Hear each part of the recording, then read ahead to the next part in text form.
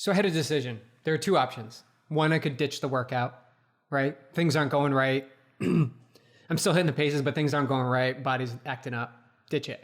Other alternative was to just keep running through it, hit my paces, and just get through the last 40 minutes, right? Those were the two obvious options. But what I did, and this is what makes a smart athlete, is be in the moment. And what is the best thing I could do right now for the purpose of the entire training picture? Like, get that bird's eye view. What is the best thing to do for this workout, after the workout, recovery, and then tomorrow, and then the next day? Like, what is the best thing I could do right now? Because I'm not in the mindset of, I have to push through this. I'm still 8 weeks out. Like, I don't want to damage the body, damage the fitness. So I think that was a key pivotal moment.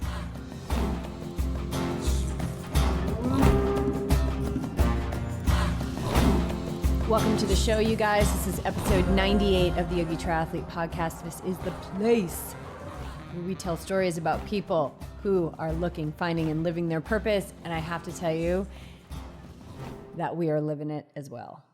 Right, Beach? We are so in it. We're so in it. We are all of those things to the nth degree. We are. And this is our March installment of Ask the YTs. We've got a couple listener questions that we're going to get to.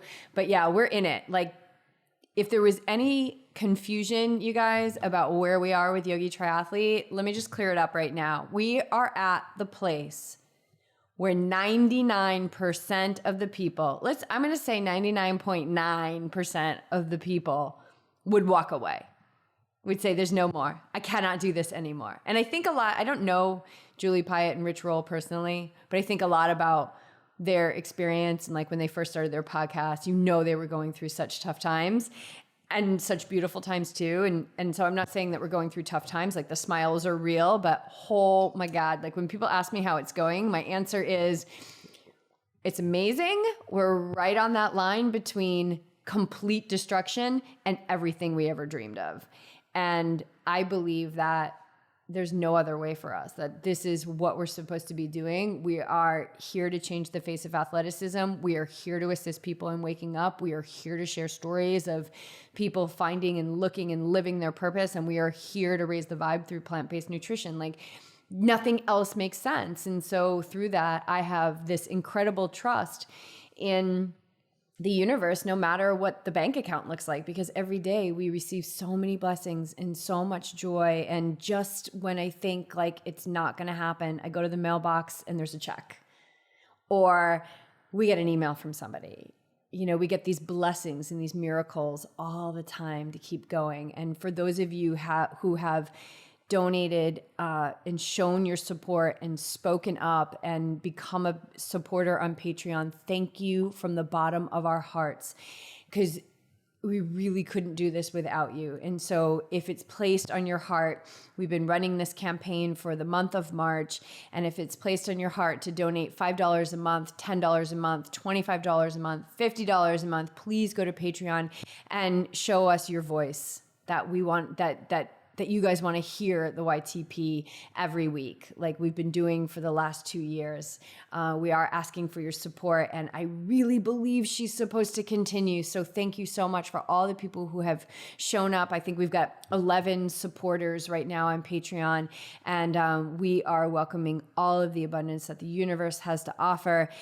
Again, if it's placed on your heart, please go there and just make your pledge, and then you don't ever have to think about it again. And you can continue listening to this wonderful podcast with wonderful guests. Oh my God. And we just wrapped an interview right before this with, it's so good. I mean, talking about like this riding the edge of destruction, everything you ever dreamed of. Perfect guest. And it was wrapped up in so awesome. 60 minutes of like power-packed, ride the edge, continue to pursue your dreams, and then come out the other side, which the other side still has challenges. So the other side still has challenges. But like, I think where we are vibrationally is we're already on the other side. We're just waiting for the density of the physical world to catch up. Like the team is building, like everything is so amazing. Again, miracles every day. Right. And there's no book that we read that says, here's how YogiTriathlete is going to start and it's how it's going to end. And you can expect all of this. And That book isn't published. We are writing that book right now. We are writing that So book. we are so in it, learning every single day, every single workout, every single conversation, every single meal that we prepare. Everything is an education, and it's leading us to what we truly believe in our hearts is the right thing to do. And that's to build this yogi triathlete community, continue to build this yogi triathlete community, and see what comes out on the other side. Yeah, I mean, and we have this international community. You know, there's people who listen to us in Belgium and Australia and Ireland, and it's just so amazing to me that through this incredible medium of connection that we're able to be in touch with all these different souls that we wouldn't have been able to be in touch with in this way without this podcast. And so thank you to everyone who asked for it, and we brought it, and we're bringing it every week. And we are so on the other side vibrationally. Like I said, like the smiles are real. Like there's miracles and blessings every day. But oh man, have we been tested. Insane tested. So I'm really excited to share the podcast that we just recorded prior to recording this, right? So it's Thursday night at 7:00, and we're sitting down to record this. Second podcast of the day. Second podcast of the day. We both did big workouts. I taught a couple classes. We're doing emails and getting back to people in between, you know, almost an hour meditation this morning. It's like the hustle. It's on, it's baby. The hustle. It's on, baby. Yeah. And I love it. I love it. I And wouldn't so- want to change a thing. Yeah, well, I might want to tweak. If I had like my wish list, I'd probably just like tweak a couple things right now. Sure. But right now, in this moment, don't want to change a thing. Because it'd be really nice to have kale with our dinner tonight. But it's fine because we've got food in the fridge and we don't need to go out and buy kale. But we are sipping on, speaking of miracles and blessings, we are sipping on some amazing turmeric green tea right now. And we talk a lot about like, ooh, turmeric green tea. That sounds expensive and fancy. It's decaf green tea that we get at the store, Trader Joe's or whatever, and then we throw turmeric in it, the spice, and then some black pepper to activate the turmeric. And why are we doing this? Because do you have your tights on? Your recovery tights? I've got my 2xU recovery tights. I have mine on too. And they feel so We look like good. little leprechauns. In our UFOs, so we're in full recovery mode. We're in full recovery mode, but my legs are aching so much right now. Like I had to sit down. Like I stood for that last podcast, and I was like, I've got to sit down for We've this taken podcast. our stools, our only seating tools in this. Yeah, we don't have a chair in this studio. We don't have a chair. We don't these have two furniture. stools, right? Basically. And we don't have furniture by choice because we don't need furniture. Like we've got a bed and we have floor pillows. If anybody has excess, it's Clark. Yeah, Clark's got some excess. You've been making him some pretty sweet alternative beds every. But we are sitting on the only chairs we have, which are bar stools. And we've done a little tour of I'll put that in the show notes because it's fun. I did a little tour of our pad. It's a really cool little studio, 400 square feet by the beach. I can see everything. We're sitting at the kitchen bar, and I can see everything in the apartment right here. It's just amazing. And we've had the vibe in this place is so cool. It's like when we think about the people who we've had on the podcast, like Olympians sitting in our little studio, you know, and sharing their lives with this community. It's just, this is so beautiful. There's so many beautiful blessings. I just don't feel like we have any burdens. No lack. I mean, I think if I wrote it down on paper, people would be like, oh my God, your life is filled with burdens. But I don't look at it that way at all. No, it's a relationship to what are those experiences around us, right? That's what it comes down to. Totally. So let's talk about the relationship to your legs right now. So I know they're achy. We have our recovery tights on. Thank you 2xU. These things rock. Oh my God. Our sponsors are so amazing. It's just, again, talk about a blessing, you know. We were supported by 2xU. We have recovery tights. We have their MCS killer run tights, which I love so much. Their compression socks. The recovery compression socks. We did giveaways on those. But anyway, let's talk about your workout today because you're pushing through some boundaries, dude. So you're getting ready for Ironman Santa Rosa, where you are going to qualify for Kona. You're going to win your age group. Yes, I am. Yeah, and you started to just shake your head. I was like, you got vocalized. Well, I was just thinking about Troy because Troy's been an inspiration for me lately. Troy, podcast fave. Love that guy so much. He just rocked Ironman 70.3 Comanche, I think it's called, down in Mexico, and just totally rocked it. Second overall, first in his age group. Amazing Amazing. I love watching that guy Human run. being. He's so beautiful. I'm saying another guy's He beautiful. is. Of course. He is so beautiful. That's a manly thing to say. Yeah. That's a super manly thing to say. Goes out to you, Troy. Yeah, you are beautiful. Love you, man. So yeah, I'm about 8.5 weeks out from Ironman Santa Rosa. And I do have Ironman 70.3 Oceanside in 3 weeks, less than 3 weeks, but I'm really focused on the Ironman. You know, I'm all in for getting that done. So, yeah, today is another Ironman specific workout. So you've heard me talk about these. I'm like, Jess, doing another, IM specific session today. I've been doing about 1 or 2 of them a week. This one is the second week I've done it. And I'm doing things in my training, which I've never done before. Right, because you need to compete at a level that you've never competed at before. So every year I see you like upping your game, and you continue to go up in the ranks and up in the ranks. And after last year, you were 6th in the nation for your age group at Ironman Distance Triathlon, which is insanely incredible. And now you got to up that game again because 6 isn't going to get you to Kona. 1st is going to get you to Kona. Right? So you got to up that game. So you're upping your game. It's a yeah, it's so a cool. big commitment. It's so cool to watch, and I'm so glad I sold my bike. Yeah, you asked me the other day what was my workout, and you were like, "Oh my god, I don't miss Ironman training. Don't miss it at all." Because I was like, I have a swim and then a run and then a bike. It was a packed day. Nothing too hard. But today's workout session was a build upon last week's. So it was 2 hours on the bike with 90 minutes at race pace. And these are things I have not done. I want to stress that I have not done these specific things in the past. This particular setup. Like I've done training, obviously, but it's the dynamic of these sessions that I'm twisting and working out. Well, like you said to me the other day, we were driving down to Evolve to go teach yoga, and you were like, I don't need to like put in the miles. I don't need to, not that you don't need to put in the miles, but like, your goals have changed. Like you can't just do what you were doing for Coeur d'Alene 2008. Like you gotta. No, things have changed. Absolutely, things have changed. Yeah. Like you don't need to put to train like you used to train. Like you've got to take that and like pull out these really key workouts and master them. And then that might mean that the next 2 days are super light. But if you don't recover from those, then that's all for shit. Mm-hmm. Yeah, right. Stress, rest, adapt. We've been big on that lately and getting that through to our athletes. You need to stress it. And that's what I did today. I had a big stress on my body. Last weekend, I did a similar workout and I felt pretty good. Maybe because we went and taught yoga after I was in a hot studio and it was the first time I had done it. But this session was a 2 hour bike, 90 minutes at race pace, and then a 2.5 hour run at race pace. So what is race pace? Race pace is the anticipated pace that you expect to hold on race day. Now this can have some, it can be distorted in your perception of what that pace is. So it needs to be calculated on what you've done in the past, what your training's looking like. And I know myself really, really well now. This is the 14th year I've been doing triathlon. That's crazy. That's almost season. As long as we've been married. Yeah, a long time. How long have we been married? 15. We haven't been married. 15. Was it 15 this year? So 16 this year. Yeah. 2001. Was it? Yeah. So 2002 17? We got married. 2002. Yeah. Okay. Whew.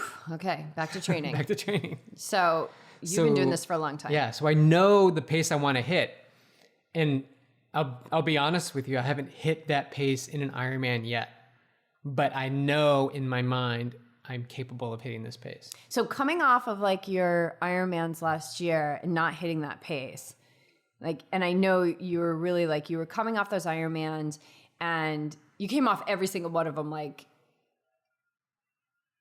a master, really, celebrating the victories and looking at the things that how you could grow and so even back then you weren't hitting the paces, so you were kind of formulating these ideas even back then of what you needed to do. But I think you were doing specific stuff that had built you to a point where you can do it now. Right. So like these workouts, this session, go out and start doing this. This session that I did today is not something I would have done 5 years ago. You weren't ready for it 5 years ago. Yeah, just the body is not ready. But I can tell you now, and I think I might have shared this, is my run is my strongest, but it's the last thing that I did to develop myself this year. And so quite quickly, knowing my body and my fitness, I was able to ramp up from 10 miles a week, running 10 miles a week. This is not too long ago, all the way up to 40 miles a week. Safely, based on the strength work I've done, the endurance work I've done in the past, and the balance of yoga, the balance of proper training, the balance of rest, nutrition, all of that. I just know the flow, and it is a flow. It's a true flow of knowing where I am in the process. And so I've ramped up to that. And then today's run was quite challenging for a few reasons. It was raining out. That's number one, and it never rains here in Nobody in the Northeast feels bad for you, because it was also like 65 degrees.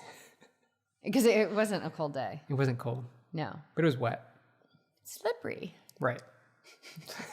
It's all right. We're so okay with the fact that we're wusses. We are weather wusses. Yeah, it's fine. We get to be weather wusses in Boulder, I think. Yeah. Yeah. Yeah. So yeah, that was a challenge. That's why we live in San Diego now. That was the challenge. And then being on the trainer inside, I've been riding a lot on the trainer. That was a little fatiguing. And then the previous 2 days workout sessions coming in, and then just getting out there on the run and having to run a loop that is specific to what I'm going to run in Santa Rosa and just do it over and over again. So you said that it was difficult for a few reasons, the run. One was that it was raining. Right. Why else was it difficult? Because of the load that I put on before. And then the sheer volume of what I needed to run. I've never run 2.5 hours off the bike in a training session. And what was that pace? So I'm targeting a 7:30 pace. And what was today? Today was, let me tell you, I'm pulling up the stats, people. 7:27 was your average, which is exactly what I need to hit at Ironman. So you just need to hold that for 45 minutes more. Right. Right. Can you do that? Absolutely. Without a doubt. That's what I'm talking about with these workout sessions. It's the fitness I know is there. It's this mental blockage with me and doing things I've never done before. But you don't have that mental blockage because you're doing things you've never done before. Absolutely. That's you've my already point, rid right. yourself of that mental that's blockage. in the past. And I'm just setting new patterns as we go. And it's the mind that holds athletes back. I firmly believe we're all capable of so much more. It's just that mindset of like, I can't do this, or I haven't done this, or how am I going to do this? And it's going into the future of what ifs. And we just talked about this in like an hour ago with our podcast guest. It's anticipating the fear and the failure versus anticipating the success. Well, and also the inability to stay focused. I think that's like a huge one. It's just an untrained I almost said puppy, because it is. I use that example a lot. It's an untrained mind. It's like when we were training Clark to go to the bathroom, and we would take him out and he would pee and then he would come back in and he would pee again. We were like, okay, he's not getting it. And we would take him out and he would pee and he would come back in and he would pee again. Like, remember? Like he would come in and he would just like pee again. But then over time repetition. of like repetition and bringing him out and not making it super fancy, taking him to the same exact spot, right? Going back to like Erica Michener's interview with her katas and, total badass, double black belt, and just doing the same thing over and over and over again. As I sit in meditation year after year, I do the same thing over and over, the same breathing exercises I started with so many years ago. I'm still doing those. Until my teacher gives me something else. Like it's repetition. It's training the mind very simplistically. And those simplistic techniques yield profound changes in the brain. Huge. So I really think that it's this inability to focus. And I see it all the time. Like when I'm talking to people and being around athletes, we're around athletes all the time that are not coached by us, and just seeing that untrained mind. And I think it's such an untapped piece. And this is what I'm saying when I say like we are changing the face of athleticism. Like enough. This has got to stop. We are capable of so much more. So much more. And with so much more ease and so much more less suffering. Right. And so many less divorces. Seriously. And fights. Just train that puppy. Train the mind. And so today on the run, I had the mantra again that I had last week of all day. I like that mantra for you. But then I added relentless all day. Relentless all day. Well, that's how you're going to have to be. Yeah. I've said that to you before. Like you're going to have to go to a level that you've never gone to before. One that you've never even imagined before, right? Because it's just going to unfold as you're experiencing it. And when I think about like Billy Hafferty and Mary Knott and these people that we've had on the podcast that have qualified for Kona, they all say the same thing. Like they went to a place that they never went to before. And that's what it's going to take. And I think you're ready for that. I am ready. And I was thinking about that today, but I've been there before. You know, I've gone to that point before, not an Ironman distance, but other races I have. The race I won in Longmont, like I was there out front, like I was in it, like I was pushing myself and believing so like hard. You can win. Right. Coming off a huge training week that I was training for Coeur d'Alene, right? So believing that you're worthy of that win. Right. It's huge. Belief is big. So it was a successful day, and I immediately started to recover even during my run. Like I was taking in more water, getting some electrolytes, and now I can't stop the flow of hitting the bathroom because I'm very, very hydrated. Like you came back and you had 12 minutes to go and you were still taking in water at that point. Right. Because did you get behind? I got behind. Today So what happened there? What happened? I think a few things. One, I didn't have my normal morning water. My big thing Your of water. Jumpstart Elixir? Jumpstart Elixir. From the YogiTriathlete cookbook? Yeah, check it out. So I didn't do that. I had 2 cups of decaf coffee. So less water, not caffeine, more... Just more coffee. More which coffee. kind of fools you into thinking that you're hydrated because you're peeing, but you're not. And then only 2 bottles on the bike. You sweat more inside. Well, and it was humid today because it was raining all day. So all these factors you can see, just when you think about it, there's nothing wrong with it. Well, obviously there's wrong because I was behind in fluids, but these are the sessions you need to do in training to learn about what's working and not working for you. Like even to this point in 14 years, I'm still learning. I'm still like getting hung up on things. So it's just going to make me more conscious next time I do a similar workout to just make sure I hydrate, make sure I take extra fluid in, and just be on top of it. So I was behind in fluids around mile 14, 15. And you came back in and you said I'm dehydrated. And I said, well, is it smart for you to go back out and finish? What did I say? You said, yeah, absolutely. I need to experience this. Yeah. Because I was in that moment. No, I liked that because it was like, I need to experience this and try and correct it because you don't know what's going to happen on race day. You don't know what's going to happen on race day. And so how did you correct it? What? So immediately I took in the salt tabs so that I can retain some water. Drank, I think 10 to 12 ounces of water right there in the house here. And then about a mile out on this 3-mile loop, there's a bubbler water fountain, which I usually pass because I want to get these 3-mile loops in. But I made the commitment to stop, take in water. And you go out and do a loop, you come back and hit that same water bubbler, and then I come home and I have more water. So I just started to be more diligent every mile or so, taking in more water. Were you taking in scratch too, or just? No, just water and gels. Salt tabs. And gels. And gels. What did you take in for food on the bike? I took in some goo blocks, a goo at the end of the ride. And during the ride, I took in some of those peanut butter filled pretzels. I got to get more of those from my really good weekend run. Aren't they so But no good? bars, because I didn't want to take in any bars. I wanted to experiment and just see. I know the bars work. So I just wanted to test out some alternative nutritional. So how many gels total did you take? Were those the gels that were on the... 5. Mm-hmm. Yeah, 5 gels, 5 goos. And then you got into my peanut butter pretzel storage. Yeah. Cool. A sleeve of goo blocks, a bottle and a half of scratch, some water, Yeah. And you feel like when you tried to correct it towards the end of the run, were you able to do that? Because you had about 40 minutes to go at that point when we talked. I didn't correct it in the instance, but I felt my body start to absorb the water. So 20 minutes went by, 30 minutes went by.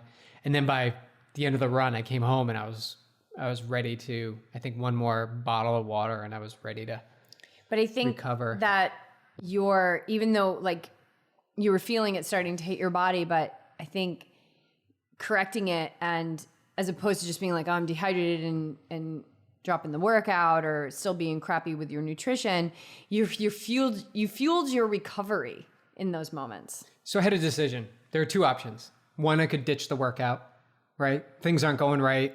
I'm still hitting the paces, but things aren't going right. Body's acting up. Ditch it. Other alternative was to just keep running through it, hit my paces, and just get through the last 40 minutes, right? Those were the two obvious options.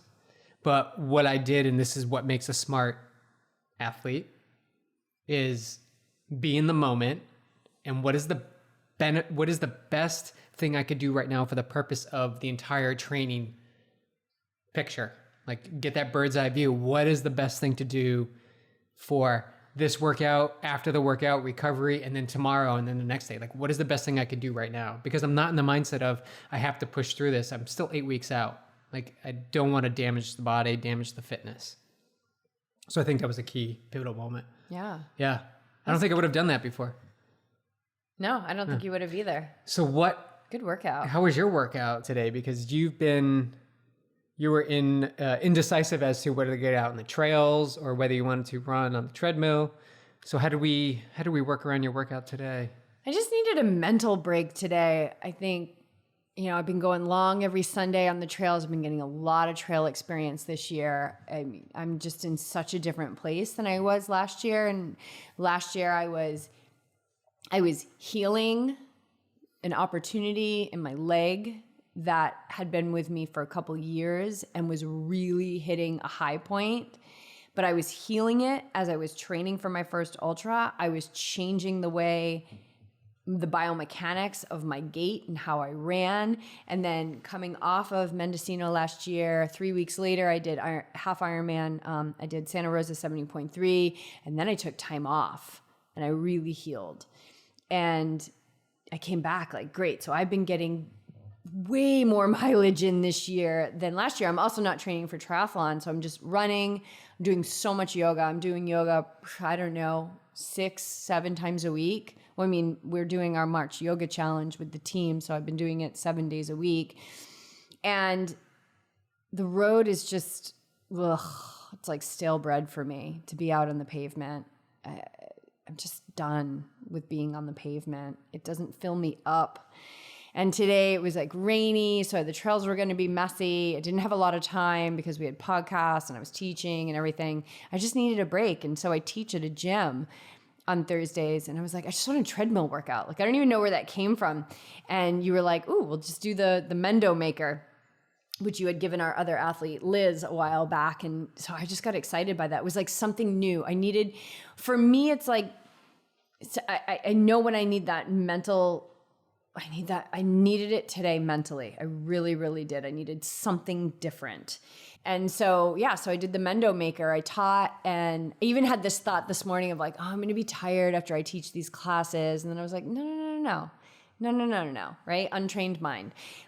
No, you don't. You're not going to. Why would you decide that now at 7:10 in the morning? Why would you decide that you're going to be tired at 12 o'clock? Like, just be right here where you are right now. So I brought it back and I just kept cruising through the day and getting excited about this workout because it was something new and different. So after I taught my class, I got changed and I was thinking about hydration and getting fueled and being in a place because I was gone from 8 o'clock this morning. I didn't get home until almost 3. And so anyway, it was super fun. So give me the workout. Okay. Share. Here's the workout. Ready? It was 1 hour and 15 minutes and it was 10 minutes warming up on the treadmill. So just an easy cruise pace. Then I jumped off and did 10 push-ups, 10 single leg lunges each side, and a minute plank.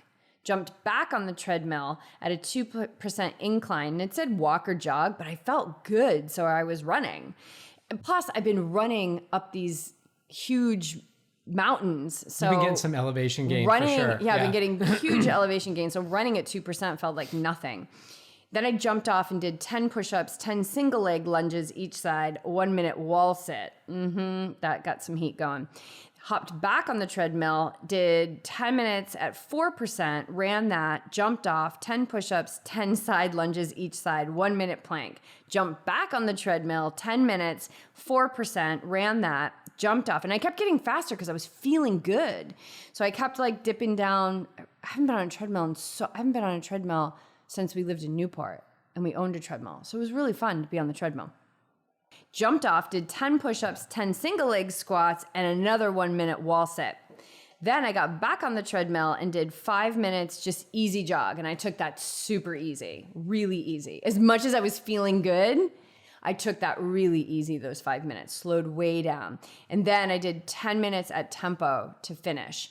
And I could have gone for another hour. I felt so good. I felt so refreshed. And then I just took it down and went to like an hour 20 and just walked those last 5 minutes and cooled down and drank well, fueled well, felt awesome. It was funny because I came off the yoga class and I had a JoJ bar in my bag and I had a goo gel in my bag. And I was like, I wanted the JoJ bar so bad because it's so yummy. It was like the chocolate almond espresso one.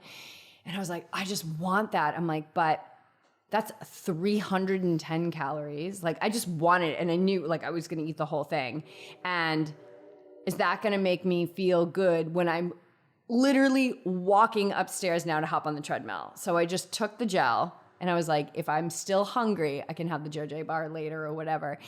And so I took the gel and that was all I needed. I felt light. I was hydrated. I felt really good. It was just, I loved it. I love this because that's the gap, right? We talk about the gap. Oh, I wanted that JoJ. Like I was like drooling over the JoJ bar. I just wanted it so bad. You slipped into there. It was like for the purpose of this workout in this moment in time right now, maybe the JoJ bar at some point, maybe that would be good for you for a workout like this. But for this point in time, you slipped into that decision area. And I think that if you guys listen in here, that's where meditation comes in because you're widening that gap. You're getting in between. You're slipping that wedge in there. And I sat with the desire. Like you're able to sit with your desires and not always have to act on them. Yeah, they're going to continually come up. You're not blocking it out. They're going to come up, but you can choose to act on it or you can choose to another way. It's so funny because I keep getting into the gap with that damn JoJ bar because it's back in the cabinet. I've been carrying that thing around for like a week. I swear to God, if you eat it, it might be over between us. There's one of those chocolate espresso ones left. Hands off. And it's been times where I'm like going to do something and I'm like, it's just not the right fuel. Like I need a kale salad right now or I need a smoothie right now. So it's funny, like it hasn't been the right time to eat it, but I will. But when it does, watch out. I keep getting into the gap over that thing. And because I keep getting into the gap, the desire is building, right? Like I want it right now, but I know it's 7:30 at night. And we're going to be roasting up some amazing broccolini and some zucchini and having a whole pile of vegetables tonight. Maybe for dessert, I'll take a bite. But yeah, getting into that gap and sitting with our desires is so big and not always acting on the impulses that our minds are giving us, getting into that gap and seeing what those impulses are. This is huge. This is how we train the mind, not always responding to those impulses. Yeah. So a good session. Both you and Liz have given me feedback that you love the session. I love that session. I want to do it once a week. That's why it's called the Mendo Maker. I like the it. Mendocino 50K. Yeah. In 3 weeks? No. 4 weeks. 4 weeks, yeah. And I'm so ready. You could taper me and I could just kill it right now. But we're not ready yet. I'm psyched. I just can't wait to get to the burrito bar at the end. There's so many good things about this race. There's so many good things about this race. We can go on and on. The Sid t-shirt, Hellman the hat. Sid Hellman's one of the great things about it, the race director. And we just got an email. We're all getting like headlamps and we're all getting all this awesome stuff. It's the best swag bag in the world because there's no crap in it. There's no bag. Yeah. No, there was a little like drawstring bag, which was awesome. Yeah. But none of that paper stuff that goes into... I know, like a coupon for some stretching class that's an hour and a half away that I'm never going to do. I'm sorry. I'm just not going to do that. And then that just gets thrown in the trash. So anyway, it's a great race. So good sessions today for us. High five. Yeah, Yeah. Yeah. And good meditation. It all started with that meditation. 45-minute meditation this morning. You went longer. Yeah. I did. I love it. Quality. It's the best. Okay. What else is going on? A little shout out to Susanna. She just killed it at the New Bedford Half Marathon, set a PR leading into Boston. Yeah, really. It was a last minute decision. I think the week before she signed up, and we've done the race, both of us. And I had a great race there. I believe you did too. Yeah, I've done it a couple times. I ran my fastest half marathon there. I did as well. It's not super easy. No, but There's that wall of we're wind. talking to It's Suzanne like, about that. ugh, Mile 9, it's almost 10. like the Cozumel wall of wind. And it's funny because that's where the dam is, or the dike, whatever, down at the end. And that's where I would play soccer in high school, because our soccer field, we didn't have a soccer field at the school. So we had to go to these two places, and that was one of them. So I'm very familiar with the area. And yeah, Susanna, you rocked it. Yeah. Rocked it. And good prep for Boston. Yeah, so she's got that coming up, and we got our team gear coming in, which is awesome. Yep. We went with Own Way Apparel, Out of Boulder, Colorado. Big Sexy's company, and apparently Big Sexy thinks that our designs are killer. So Yeah. we might be featured on their site, but they are pretty killer. I mean, very YogiTriathlete. I can't wait to rock it. All right, let's jump into questions. Let's do it. Cool? All right, this one's from Lupe. Lupe is Jenny's mom. Jenny's on the team. She rocks. Jenny just did her run in the rain today. I didn't even do my run in the rain today, and Jenny went out there and did it. Girl's Jenny's killer. a rock star. She is a rock star. I love her. Okay. This is a good one for you, Beach. Where do we draw the line between regular normal fatigue and too fatigued?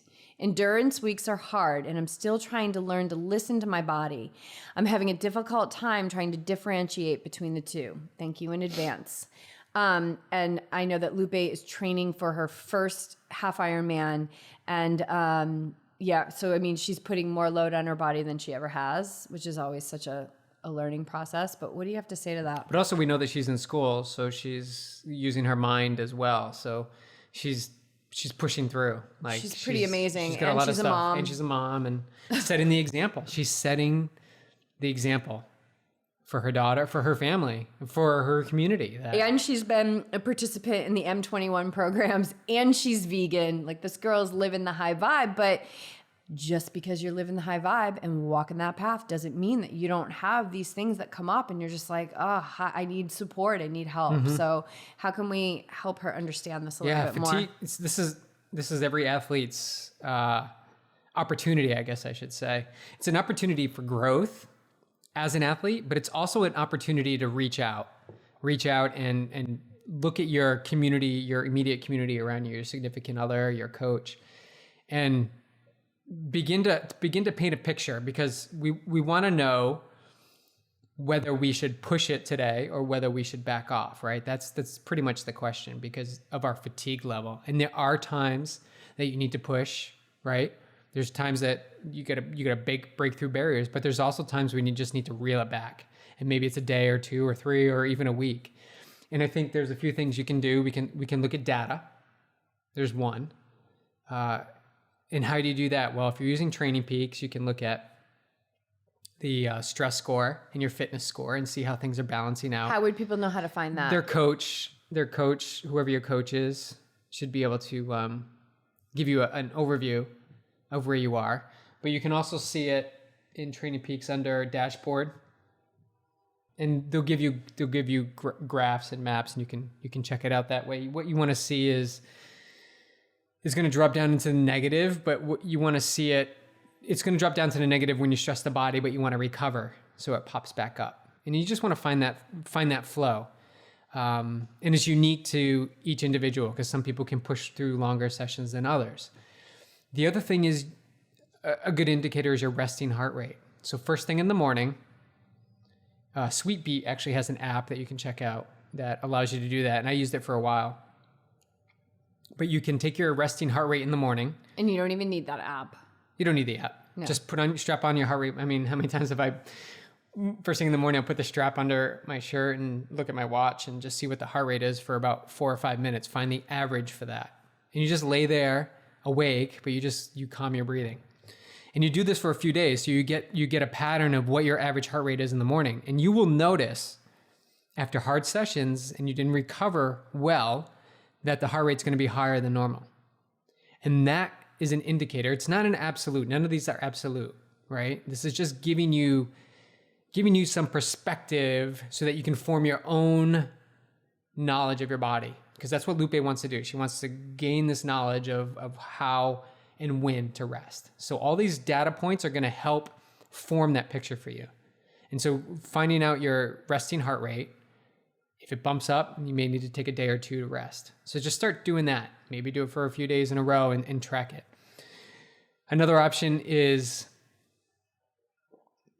to obviously push through the workout and see how you're going to be afterwards. And this is where it's critical that you keep a journal or you use the notes in Training Peaks, because you want to capture your mindset at that point in time. So if you say, today's session, I was tired, I was fatigued, I couldn't hit my paces. The next time that same session rolls around the following week, check in with yourself. See where you were at that point. What did you do in the days leading up? And what happens in the days leading up to the workout session you're in now? I think that's important. Yeah, and stress levels are super important too. Like, and this is what makes individuals so unique and why we're not a template, is that everybody's stress levels are different, life situations are different, and that can all take a toll on you. But I also think I love the, like, putting the notes in, because if you're using Training Peaks, then your coach is going to be looking at those notes. So then you have the automatic, communication is happening there.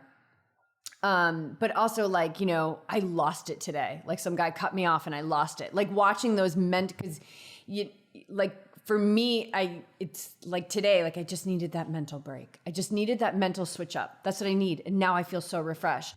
So watching the mental game as well. Like, if your mental game starts going down, your body might be okay, but like, you might just need a rest mentally. And if you're not at that level where you're aware of your own thought process, ask your significant other, ask your children, like, see what the vibe is around the kitchen at night. Like, if you can see that volume of stress, or maybe the words and tone that you use can be an indication that you're not your normal self.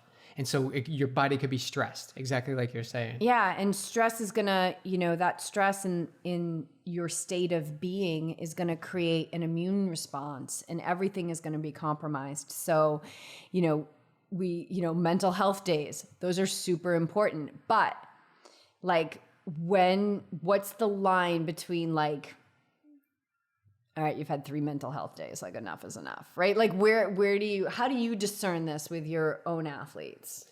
Oh boy, and I've done this so many times. I've done this so many times with our athletes, where they're not quite ready yet, or they don't think they're quite ready yet. But I believe giving them the challenge with a particular workout, and it's tough to describe because I'm so in tune with our athletes. Like, I can feel their vibe. So right. I'm very in tune with it. Maybe that's because I meditate. Maybe that's because they're all meditating. Yes, our athletes get meditation on their plan. Shh, people might not come and join the team. It's okay. They benefit from having that in there. They do. But yeah, it is true. It's hard because you work so closely with your athletes. Like, you're so in tune with them. And I feel like I can predict what their response is going to be, or what they're going to tell me. And I just had this with one of our athletes. We were just texting back and forth, and I could feel it. Like, I could feel the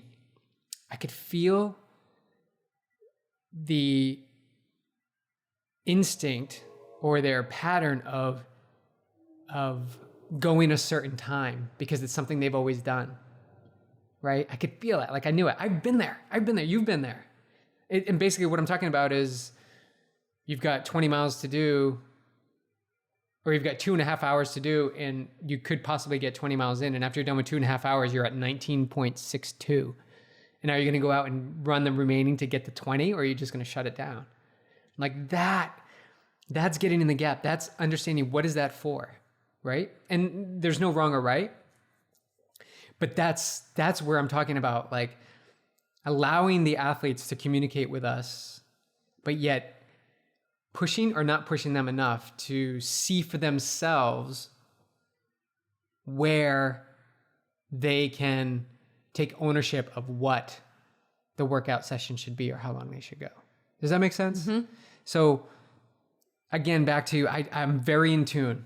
I think we both are with our athletes, like very in tune with their demeanor, their performance. And of course I look at the numbers, but looking at the numbers and the data, but also looking at the notes and then the vibe that maybe we're texting back and forth, the vibe of what that conversation's about. So like what you were saying is like, there's nothing that's absolute. So with Lupe, it's like putting the notes in there for her coach and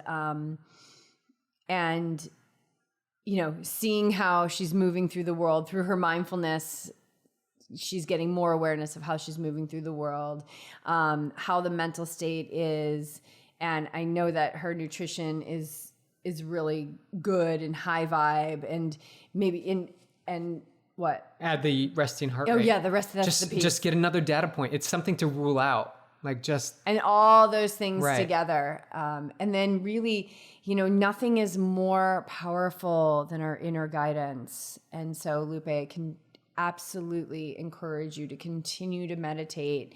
And a great way to build our ability to hear and listen and trust our inner guidance is in the moments at the end of meditation when that timer goes off, you're in that meditative state, whether it's 5 minutes or 45 minutes, sit.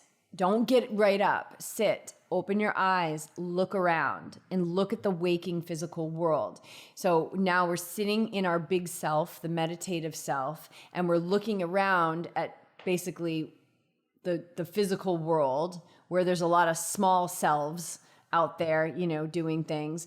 And so we're merging our big self and our small self together in those moments. And when we can merge our big self and our small self together, they start to partner up and they realize that they're better together than separate. And so that intuitive voice will get stronger. That is a very, very powerful technique to use that was taught to me. And I do that every single time. I'll just sit, if in 5 breaths or whatever, I just kind of sit until I know. Now I just listen to my intuitive voice that says, okay, that's cool. Like we're good. Move on with your day.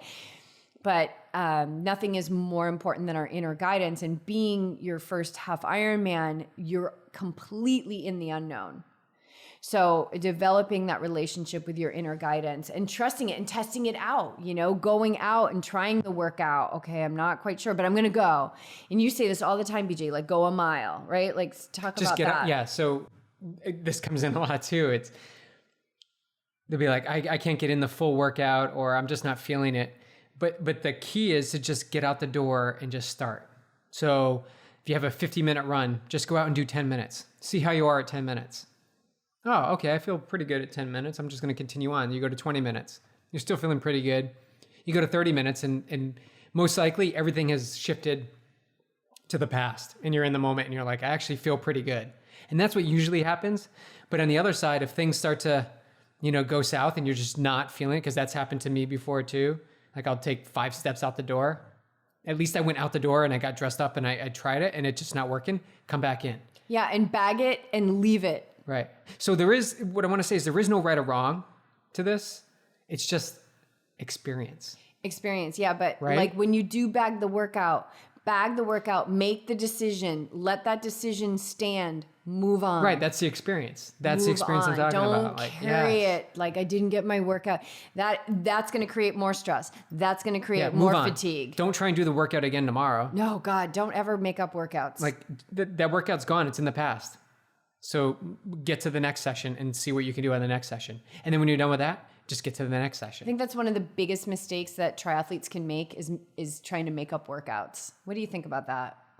Oh, yeah. Absolutely. You should see his face right now. Yes. The workout is on that specific day in that particular arrangement for a reason. At least that's my understanding and my belief. It's my belief. It is. That these workouts are set up in a particular order for a reason. And if you don't do the workout, you skip it, you move on to the next session. And that's where you can adjust the next day. Or if this is the plan, you have that, you know, templated plan, these are the workouts you need to do. And if you skip them, you skip them. and you just go to the next session and give all your energy and focus to that next session.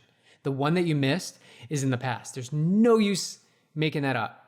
And don't drag, it doesn't exist anymore. Don't drag it around like a big trailer of weight, because that's just going to drag you down. I didn't get my 2-hour ride in, so Thursday I'm going to add 2 hours to my hour ride. Well, that hour ride is a recovery ride, so you probably should recover, because there's a reason why you didn't hit that workout 2 days ago. So because if you're not recovering, then you're not adapting. And if you're not adapting, then you're not going to be able to continue to push your body to higher levels. Stress, rest, adapt. Yeah. All right. So I hope that helped. Let us know if you have any more questions on that. That's Lupe. a really good one. Yeah. I'm glad you brought that up. And then Lupe. you had another question from one of our athletes, which I think is relevant because of all the snow that's been happening. Yeah. Do you have any spring? Question. Do you have any tips or tricks on how to make running shoes have more traction in the snow? Oh my God. I so remember those runs back east where you're just running. It's just ridiculous. But what are you running in? Is it snow, slush, ice, a mixture? Well, ice, you're not going to be able to have any track. It doesn't matter. But snow, I guess you could, if you had trail shoes, you could use your trail shoes.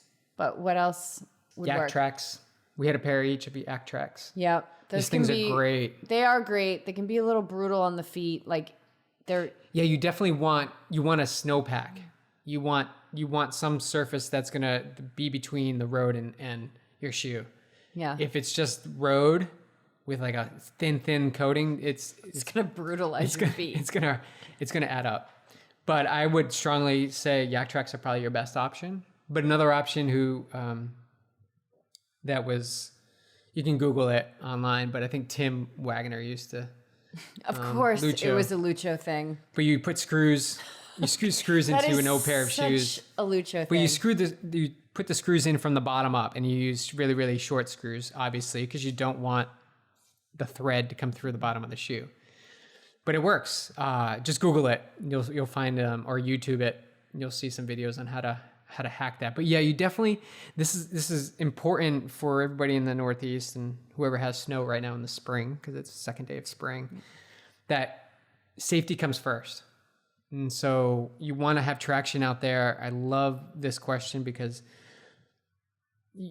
even if you have a speed workout, you want to make sure you have the proper footing. And there's always options for treadmill. There's always options to do an easier run if you don't have the bike path or somewhere that's safe to go. So you definitely want traction. It's not worth it, in my opinion, to sacrifice the fitness that you built for potential of going down. Yeah. Right? I also find that running in the snow, my vague memory, hopefully it will be a memory I can't even recall pretty soon, but core strength is so huge. Being really solid. Balance. Yeah. Right? Balance. Yeah. Yeah. It's really Yeah, huge. it's a good one. So even doing a little bit of core prior to going out and running in the snow will give you a little bit more stability, I think. Mm-hmm. Yeah. In your foot plant and your power and things like that. Yeah. Cool. Great. All right.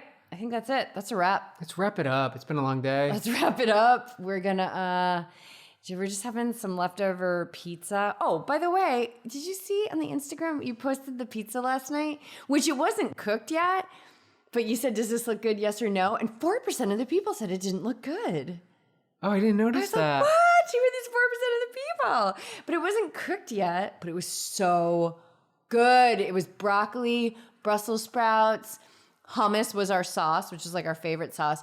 Fresh, amazing, gorgeous tomato from the market, and then some mozzarella on some Whole Foods crust. It was so good. Yeah, we're gonna dive into that. So we have to jet. I'm enveloping that 4% in my love because that was so good, by the way. That's like the YouTube video of the cat, the little kitten, and somebody actually gave it a thumbs down. Yeah, it was like somebody actually gave it a thumbs down. It's like giving a thumbs down to a kitten video. It's the cutest thing in the world. I have to say. All right, you guys. Thank you. We are out of here.